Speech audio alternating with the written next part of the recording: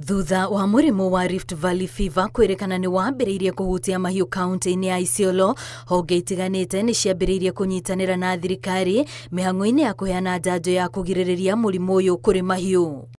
Nĩ thutha wa ithimi kuoywo kuma kũrĩ nyama na iria rĩa mahiũ icigo-inĩ itiganĩte mwena wa Isiolo, rĩrĩ kũrarĩ na makaya ma kuongerereka kwa rwagĩ ona mahiũ maingĩ gũkorwo makĩhuna. Wakachukua zile animal samples, tukafanya utafiti kidogo na tukaona kwamba kuna ugonjwa hili la Rift Valley Fever. Tulikuwa na mvua nyingi, ikaleta mabadiliko katika mazingira, kukakuwa na maji mingi, kukakuwa na umbu wengi, na hao ndio wamefanya kuleta hii ugonjwa ya Rift Valley Fever vile tumeelezewa. Gukorwo mũrimũ ũyũ nĩ ũtambaga kuma kũrĩ mahiũ nginya kũrĩ andũ, aikari marahinyĩrĩrio memenyerere rĩrĩa mararĩa nyama ona kũnyua iria, na matigĩrĩre nĩ marũmĩrĩra maũndũ marĩa mathomithĩtio ma kwĩgitĩra. Ukiona mnyama ameafya mimba, usienda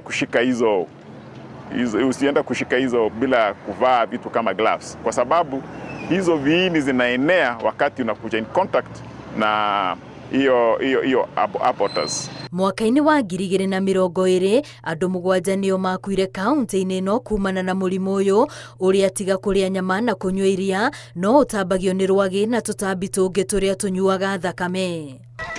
Ngĩribotera Inooro TV, rĩtwa rĩakwa nĩ Wambui wa Macharia.